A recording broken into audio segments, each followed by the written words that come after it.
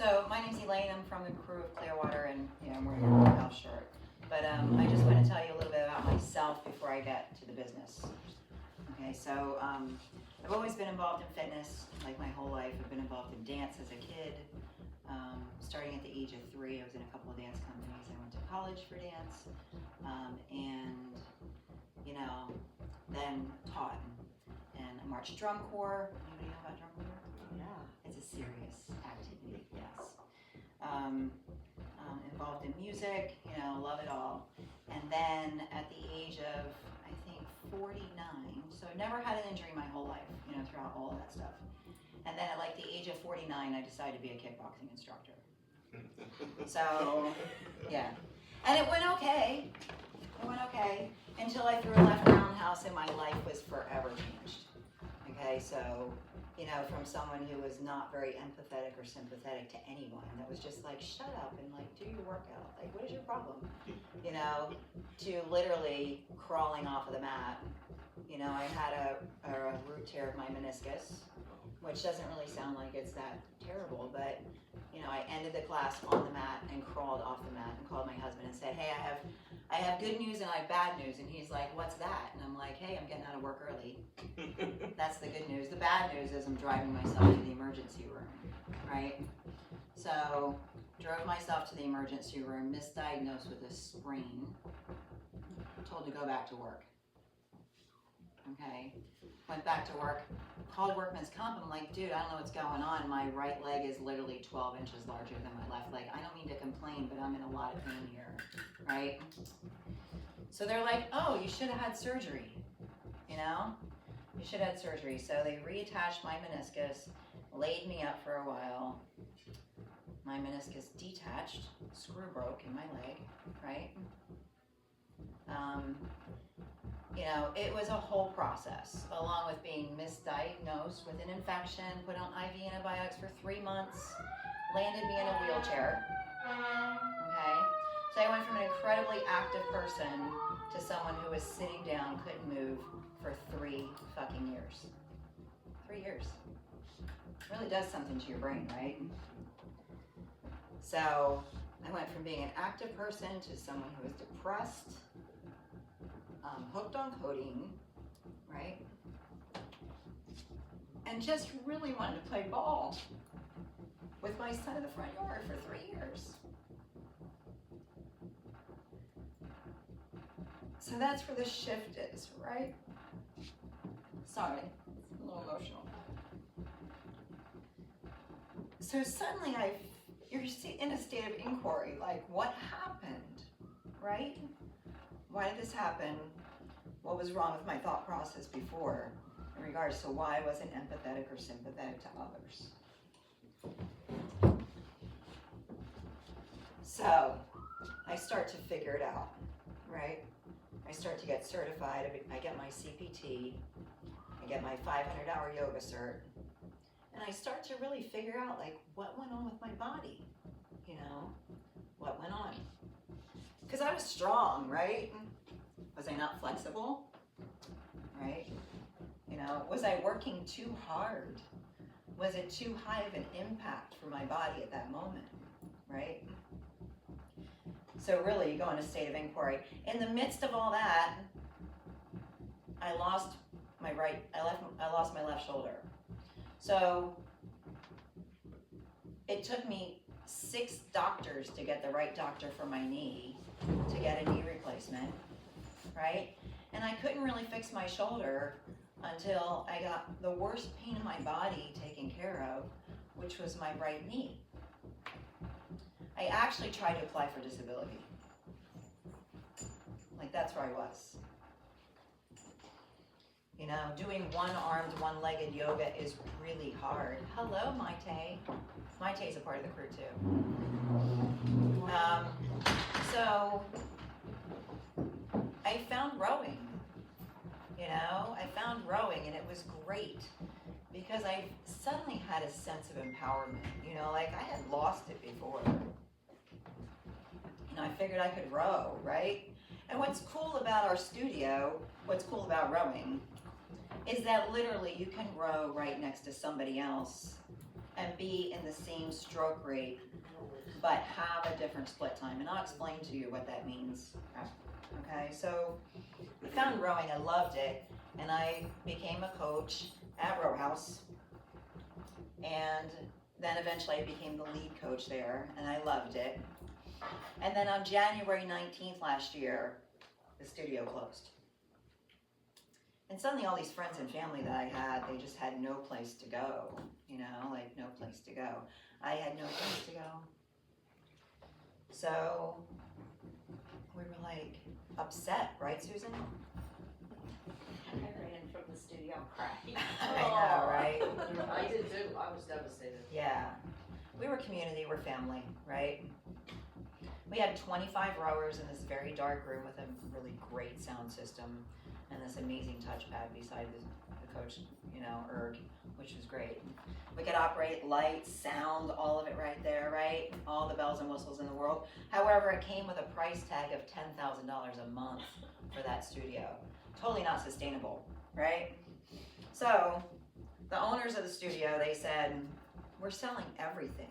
We're gonna get rid of it all. We're gonna sell it all. And we're gonna try and make some money to be able to pay our bills. So they sold all the ergs to the people in the studio. And an erg is, you know, is a concept to a rower. They sold all the rowers for the price of $425 or $450 a piece. And suddenly all these people had equipment at their places, and I knew they wouldn't work out. I mean, who works out on their own? Seriously, right? You know, most of the time you're gonna have a stationary bike at home, and what happens? You just put like, you know, your laundry on it or whatever, right? And I used to have a cat that used to sit on my stationary bike in an apartment in Philadelphia. I never got on it, right? So I said to everybody, if I find a place, would you donate your rower? And they said yes. So I gave them $1 amount on their, you know, on their membership. And we started at this tiny little gym in Clearwater, which is why we came from Clearwater. We went to Clearwater. We became the crew of Clearwater. And we rowed. You know, we had 8 ergs, you know, in the crew, and 1 coach erg. One of our crew members had a rower in their house that they never ever used. It was a tall-legged erg. She's totally different than all the other ones. The other ones are pretty short. And we put her in the front of the room as our coach erg. And we got going, you know? We launched 2 weeks after Row House closed. 2 weeks. It's kind of cool, right? So we didn't really sit on the start line. We went. And I contacted everybody and I said, hey, I have this space. You know, it was like 400 square feet. You had to dodge basketballs to get into it. I don't know if you guys know this organization called Hard to Guard. They operate out of a church on Drew Street. And they had just about 300 or 400 square feet for us to have our space. And we had to put up with dodging basketballs and stinky young men, right? And the floor and the smell of rubber flooring, right? But it was totally worth it, you know? Like, we didn't stop. We just kept going. Did I have a plan? No. Did I want to be a business owner? No. Right? I just really wanted to keep our people together. You know? So, and I've been going pretty strong ever since. Right? So, yesterday, or is it today, we celebrate our 1-year anniversary. As a group. Right? Now, honestly, maybe you can help me, Gus. Gil. I don't know how we're doing. I know it sounds totally stupid, right? But I just keep swimming, okay? I think that's kind of how we are as entrepreneurs, right? You know, we just keep going. It's not high impact, right? Like rowing is not high impact, but results are found, you know? Rowing works 86% of your muscles. 86%. I mean, where are you gonna get that at?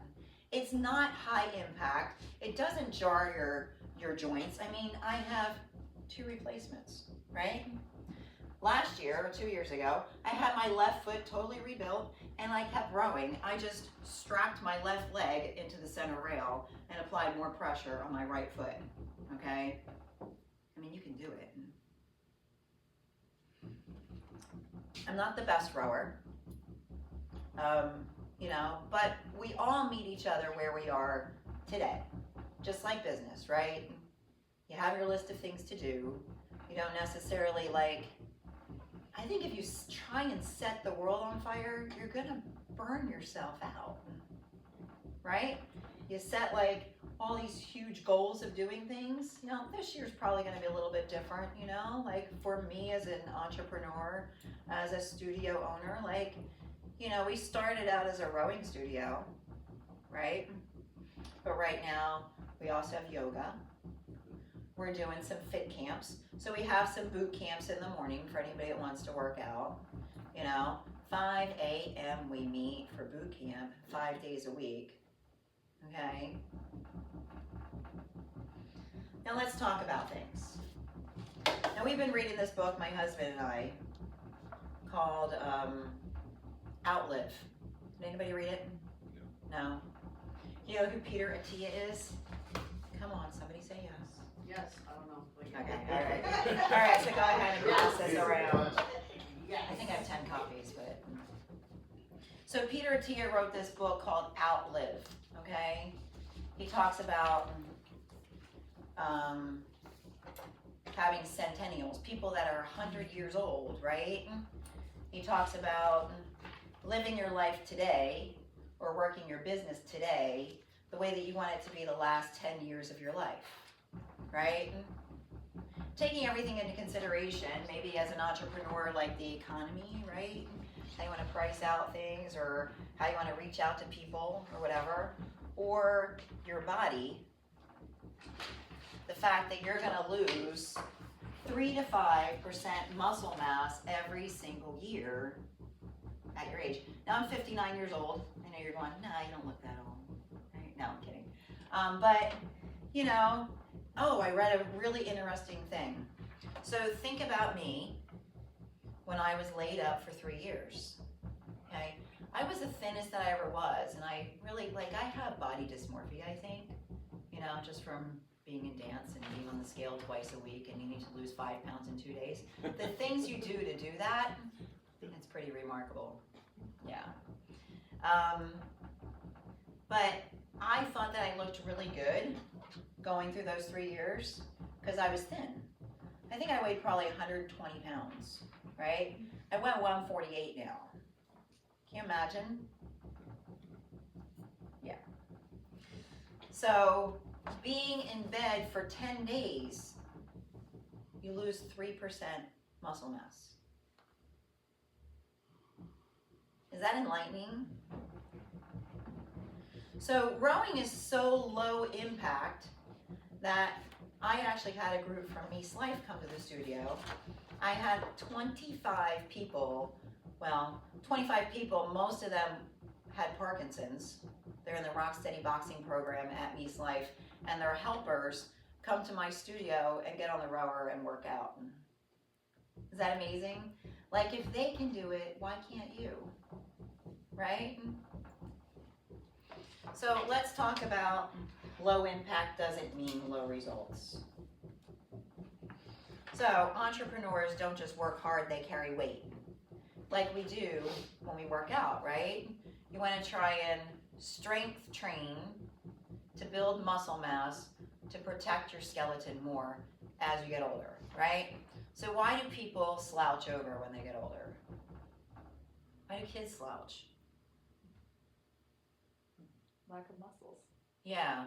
So not just lack of muscles, but lack of proper muscles, okay? So they we live in a forward world, right? We're texting, we're driving, we're at the desk, right? So what do you think happens? There's this whole thing about overactive and underactive muscles, right? So I have tight chest muscles and weak back muscles, right? You want to expose your heart, open your heart, and work on your back muscles, okay? So why does my knee hurt? I mean, it's fake, it hurts, but it also hurts because it's weak. And why is it weak? It's weak because I only ground with 3 toes on my left foot, and I have crossbody compensation, which causes my knee to hurt, which then gives me a weak hip flexor. Right? I mean, your body is all an equation of things, right? When I started rowing, I had to figure out how to row. My left arm's longer than my right. My right leg's weaker than my left. I was a freaking mess. Right? It's all about adaptation. You add up things for your body, right? You add up things for your business, right? How often do you shift things, Bill, with your business? Regularly, actually. Regularly, right? Every day, every client, right? It's a comparison in regards to working hard, right? I worked too hard when I did kickboxing, right? Okay? I really think I was strong, but I wasn't flexible, and plus I slipped on some guy's sweat. That's probably what happened, right? But I'll never really know. So, the hustle myth, right? Okay, no pain, no gain, right? No. If you work out hard, you should wake up in the morning and say, I worked out tomorrow, or yesterday, not I can't get out of bed. I can't walk. Did anybody ever go to CrossFit and you set the fucking world on fire in CrossFit and then you can't walk for 2 weeks after that? Did you ever do that? Okay, by show of hands, who here works out? And what do you guys do? I just do some weight training, hiking. Okay. I swim and I do CrossFit. Good for you. Okay. Been strength training, mostly treadmill. What do you do? Mostly on a treadmill. On a treadmill? So did you ever do strength training at all? A little bit, not a lot. Okay, you need to. Okay. But I also play drums. So There you go. that's a workout. They were saying in this podcast I listened to, and I can give you the link for it. It's pretty long. It's 2 hours. Atia is there. Jeff Cavalier. Did anybody ever hear about Jeff Cavalier? We obviously listen to the different things, don't we? Okay. So he gives this. If I can find this clip, this would be amazing. But he gives an analogy about how people pretty much just sit on the start line, they're not really willing to do too much. Have you ever met anybody like that? Yes. Yeah. Sure. So for me, my analogy was, as I was laying in bed feeling sorry for myself, is that I can't work out because I hurt. Right? Anybody ever tell you that? I can't work out because I hurt. I can't do this because I don't know how. Whatever it is, if it's something with the business, right? Like for me, I need somebody who will help me with Microsoft 365. I really like that. I mean, I'm okay with it. I just can't freaking find my account. Welcome to the world. Seriously. I know I'm paying for it. Okay. In your 20s or beyond. Okay. I grew up doing it. By the time I was Okay, 5, so I was let's writing listen to this 10 podcast. It's novels. only 2 minutes And that I want you to with listen the to. conversation around children, if we teach them good habits now, So they're talking about now raising children. So you want to raise adults, people that are active, outgrow right? old habits, because we're not raising And then- children, we're raising adults. Peter T is going to talk about how uncomfortable people think So I'm in the exercise same is. boat, and I suspect that's true for all of us. And so one of the challenges that I know I have that's a bit of a blind spot is when I'm talking to patients who are perhaps representative of the real world, which is people who are actually, I don't enjoy the feeling. I'm sure you've all heard this. I don't like the feeling of lifting weights. It hurts. I don't like that. I mean, I can't tell you how many times I've heard that, and I appreciate the honesty, but I can't relate. And it's hard when you can't actually relate to what your patient is saying. I can relate when they complain about having to watch what they eat, because that's a struggle I would have. But I truly can't relate to that. So do you think that that's a function of having started early? Or do you think that there are literally just just as we have people with different eye colors and Now, different Jeff heights, Cavalier there will are speak, truly so if you get a chance, differences look in him up. genetic He's pretty amazing. hardwiring that would speak to an individual's appetite for that kind of discomfort. I actually think it's the latter. I think there are some people who are more inclined to enjoy that type of stress. Doesn't matter how much I run, I do not enjoy the stress of running. I don't enjoy how I feel. I don't enjoy the feeling I get in my You lungs swim. when I'm sucking for air. You ever get that I'll do it euphoric because I know I feeling have from to, swimming, but right? there's no enjoyability about that. Training hard and lifting weights and pushing myself to the I don't utmost get that from running. I never level did. of effort, that's always been something I actually You kind of do, enjoy. I'm sure. And I think that it can be learned, though. You can get better at it, just like I can learn the discipline to continue to push and run when I don't want to. Now, this So is where he talks about after business. doing it for a while, when It's you start to see interesting. results, the results actually might become motivating enough to go like, well, there is a trade-off. Like in here. I'm life, when seeing you the- see a I'm result, seeing the right, you'll trade-off. keep pushing. And I think that's what when we were talking about before about people, the start being the thing that's stopping people is that the perceived level of what they're going to have to do is usually bigger than what they have to do. I've mentioned before, you can build a great body on 6 exercises.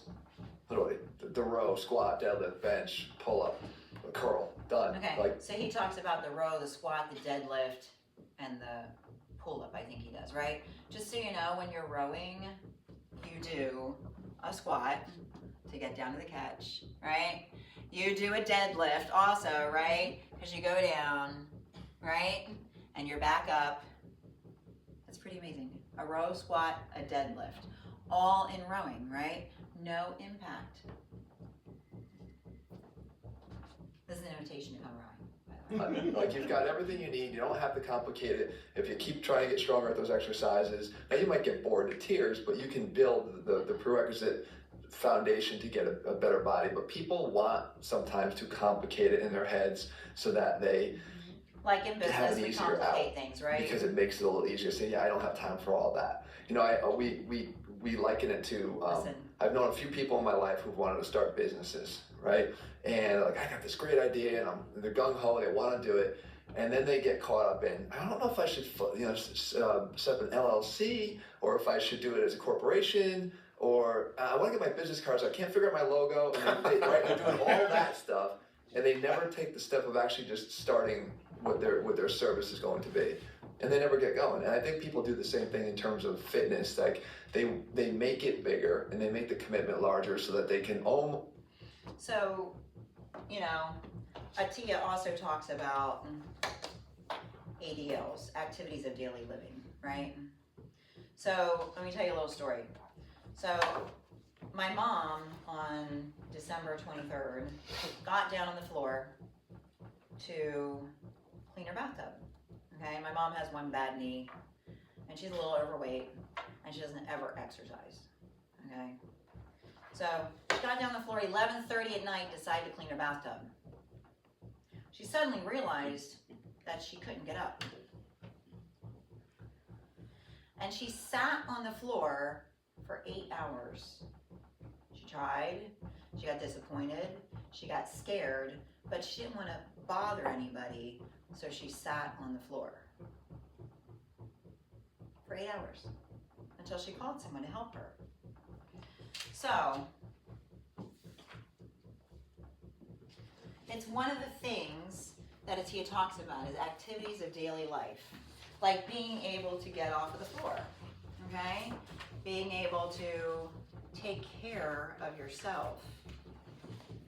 You know, as an entrepreneur, being able to move through a full day, a work day without being burned out. Handling unexpected stress calmly. Doesn't exercise help you release stress? Right? Or maybe playing your drums, right? Yeah, there you go. Recovering quickly when things go sideways. Even if that's something at home, I mean, you can relate this to home activities, right? These are not athletic goals, they're quality of life and leadership indicators. All of these things, right? Being able to take care of yourself, be there for others, okay? I think as a generation and as people, it just annoys me that people don't take care of themselves, right? I think everybody loves the whole smoke screen, the bells and whistles, you know, the tuxedo on the turd kind of a thing, right? I mean, honestly, you know, we're gonna dress everything up on the outside. We're not gonna take care of like where we actually live. Do you know what I'm saying? Okay, we got eyelashes, we got nails, we got lip plumpers, we got whatever, this, that, the other thing, we got spandex. You know what? This is where we live, right here. Without this, we can't take care of our business, we can't take care of our families, right? You have to be able to take care of your bodies. Without that, you have nothing. Trust me, I know, I've been in that wheelchair. It's a scary place to be. Really. So, I'm gonna wrap it up. Does anybody have any questions for me? Yes. So, I mean, obviously from the history that you're telling me, your biggest gift is your ability to just keep on moving and the discipline. Right. What was seemed like that 3-year period was a big time grief God, for it was you, terrible. but what snapped you out of that, or, you know, was it I just just hitting really rock got bottom? sick of myself. Yeah. Totally rock bottom. Yeah, I slept maybe like 6 hours a day. I'd lay down for a nap and I just wouldn't get up. You know, and finally, like I was going to yoga because I was going through my yoga teacher training then because I figured I'm out on disability, right? I was out on disability through workman's comp and I'm like, what else am I gonna do? Like I have to have purpose, right? I just really lack purpose. So I started going and, you know, got some really good people there at Warrior One that like got behind me and like locked arms with me and motivated me and inspired me to get moving, right? And then, you know, getting off of the oxy, you know, like they're just willingly giving you shit, seriously. You know, I actually started taking kratom, which, you know, a lot of people get hooked on that, but at the Dunedin Hemp Company, Seth, like, mixed me up a concoction of, like, so does anybody have you ever taken kratom before? Okay, so red is to bed, white is for flight, and green is in between. So red helped me with pain, right, because I needed to get something that wasn't oxy. So I started out, I would have him brew me a gallon of red a week, right? And then I started to mix it with some white, so I had a half and half to be able to like just get a somewhat euphoric feel, you know, and not be so tired all the time. But it was a freaking journey. And I think also what happened was I just like, I wasn't as critical of myself. You know, because when I started, like I put that first knee brace on me when I thought I just had a sprain. And, you know, I looked at myself and I was like, oh crap, I have all this like stuff like bulging out the top of the knee brace. You know what I'm talking about? You know, because it's so like tight on your leg and I'm like so hypercritical of my body, right? I went from that to having an unloader brace. Do you ever see those things? So they have these two huge like metal things here and two huge metal things here, and then there's like a tweak that you can actually like create space, because I was medially loading, so my knee, like my femur and the bottom part were like I was like this, right? I had space over here but nothing over there. So you click the sides of the unloader that you can shift your knee so you have a little bit of space, right? You know, so I was like, yeah, this is the best thing ever. I'm like, yo, look at my unloader brace, opposed to like, don't I look disgusting in this? You know, you drop that mask and you become more real, right? Yeah. So there was that space, you just took that action. There Exactly. was an opening and you just moved And maybe on. I did something that like, I felt like I had purpose, you know, if I taught a yoga class or something, you know, because I was mentoring under somebody at the studio. And, you know, I felt like I had found a home, like a purpose.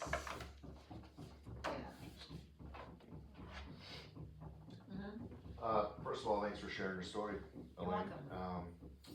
you know, I've heard you say a bunch of things, and I got a bunch of takeaways as well. So thank you for those little snippets and whatnot. But I'm curious now that you celebrated a year. You know, you originally came together just for that sake of community. Right, yes. So now that you're in it a year, like, how are you viewing your business now? Like, do you begin to think about how to scale, how to grow, how to, you know what I'm saying? Like, Yes, what are you we thinking now? definitely need to bring in more crew members. Like, it's critical at this point. And I've hired 2 more yoga instructors. So they're certified via Savage Yoga in Safety Harbor. And they're 2 amazing people, and they're great at social media. So we're gonna try and move more, you know, and I just really need to get out there. I'm trying to work more on my business versus in my business, and it's hard considering I teach 27 classes a week. Okay. And I have a family, Yeah. you know? So I think I've been like kind of afraid to like let some classes go and to hire people because like I haven't really paid myself very much working this business because I just wanted to make sure I like left money in the account for things. So I have to be able, in addition, we're going to another app which will combine our website and our booking app together, and I'll be able to post like some things on there to motivate and inspire people. And maybe I'll have like a crew member of the week or whatever, you know what I mean, to get more community. Do the kids work in the business? My kids, no, they don't work in the business. That's too bad. Yeah. I think there's a disconnect with kids these days. I know, I would Oh, love that business, actually. That's no big deal. I would like to try and reach out to the high school to see if we can put together some sort of like a cross-training thing. I'm also a chamber champion, so I met with the guy from the Highlander football yesterday. Good. He has 60 people in his football team, so he's actually asking, yo, if I send people there, can you give them a good deal? Yeah. You know, because probably they could stand to cross-train. It's an adult football league. So tomorrow I'm heading to a BNI meeting. I was in referral masters before at Ruth Eckerd Hall, and it just got to be like too overwhelming. You know what I mean? I feel like bigger is not necessarily better in my frame of mind. So if I can link arms with a smaller group and, you know, be able to know, like, and trust other people, you know, and I'm trying to like, I work for the city of Dunedin too, so I teach at the community center. So I've told them, you know, on the days that we're having our meeting, the Chamber Champion meeting, like, I need to get a sub for that. Like, it's important that I work on my business. You know, I'm too reactive, you know, versus like, you know, taking care of things. Does that answer your question? Yeah, it does. So how many members do you have? I think we probably only have about 45 members, but I have like 92 leads in my funnel. So, and some of those, so we accept ClassPass, we accept Renew Active. We are a member of Vitality, so if you're a member of, you know, the city of Dunedin, you get a dollar amount or something, or points or something or other to come to our studio. So, you know, I don't know if it gives you like money or points or what it does, but so Renew Active is like, I think it's working with United Healthcare, so they can go 4 times a month for free, which is great. I will not do silver sneakers. Okay, I mean, I think it's great. I want everybody to exercise, but I did a whole cost analysis. Silver sneakers only pays you $3 per person per visit, and they'll give you 10 visits per month, which gives me a whole $30 for an entire month. We will go bankrupt within months. We will. Yeah, so, yeah, so we accept a few things. Okay, great. Yeah. And then I was also gonna open the floor. Oh, Not that I yeah, have authority, so, Just wondering how Can- you all, you know. can you guys give us any testimonials Yeah, in regards I like to? that. Go ahead. Listen, rowing for me is not just a workout. This is a community. We We are a family. Elaine puts her heart and soul into this business. You truly do. And she gives up a lot of her time, her family. Luckily, she has Mark, who's very Yes, supportive. my husband, he's amazing. But truly, we are a family. And I mean, I love going. I mean, I go, I don't know, A lot. 6 times Yeah. a week. I do yoga also 3 times a week. It's just an amazing workout. So, and you know, you say it's low impact, but there's been a few times, I'm not gonna lie, I couldn't walk the next day. It just depends on, you know, the workouts, like if you're doing a design class and stuff, but other than that, it's an amazing gym. Honestly, I don't know what I would do if I didn't, and I say this all the time, what I would do if I didn't have Row. Because it helps me mentally, it helps in every aspect of my life. I mean, I'm a mom, I work full time, I got 3 kids, I have a grandson. You know, and I'm very dedicated, which is, you know, I've been rowing, 3 years now. Yeah. I'm almost at my, you know, I mean, some of these girls are past me, but I'm almost at my 2 million meters, so. Yeah, so it's a great thing, like So I said. we keep track of our meters and we celebrate them. You can connect your phone via an app to the Concept 2 rower, and it will keep track of your logbook, so you can celebrate those meters. Yes, oh, you didn't realize, yeah, so like I said, to me, it's family, friends, it's just an amazing place. If you've never tried it, you should just come out and check it out, it's a great place to be, I love it.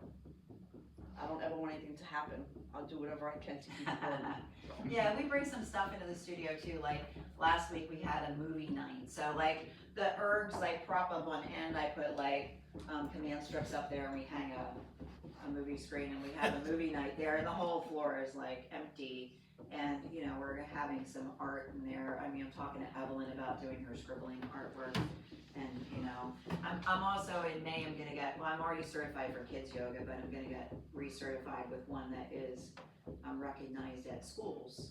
So I'm hopeful to bring kids yoga in there, and then you know kids have parents, so you know maybe we can have like kids night out. We can watch movies there or something. Susan, you have a great testimony, right?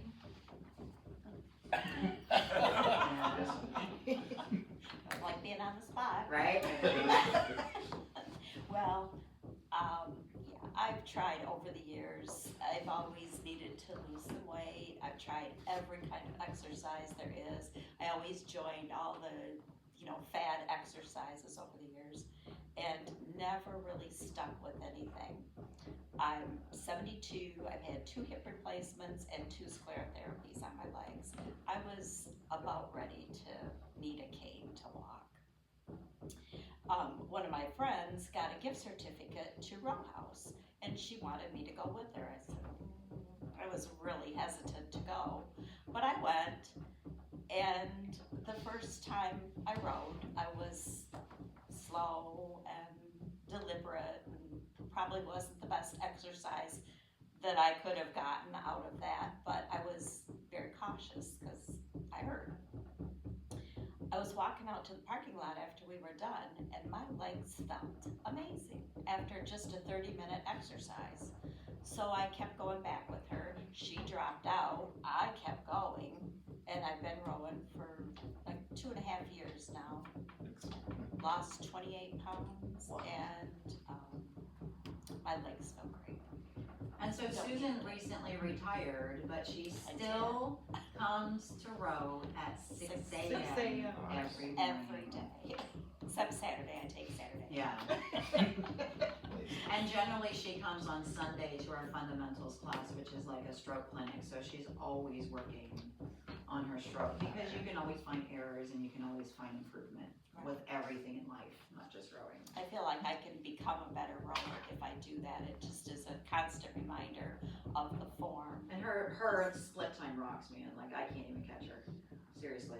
So a split time is like how long it takes you as an individual to row 500 meters, and everybody's different, you know what I mean? So like we could be at a 25 stroke rate going back and forth on the erg 25 times per minute, but Susan's like kicking my ass in regards to like what her split time is. Yeah, it's kind of cool. Sorry, I like to swear. That's me.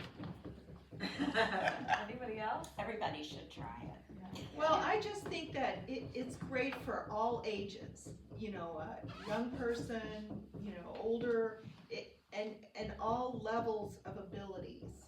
Right. can come, and you can just come and enjoy the music, I like that part of it. I like the social aspect of it. I mean, I go to work out too, but there's just different aspects you can pick out of it that I've enjoyed. And I was with Row House for a couple years before she came, so I've been rowing for A while. maybe like 5 years or How many something. meters you go to now? 4.5 million. That's why I said I can't say no. Mike, are you enjoying yourself? Yeah, I really appreciate it. It's a 6 o'clock class. I do strength training and I go to the gym and I walk. So I'm pretty active, but going there at 6 o'clock is just a really nice addition to my exercise. And everybody's really nice and the music is good and you're very motivating. So Thank you. it's good. I'm enjoying it. Good.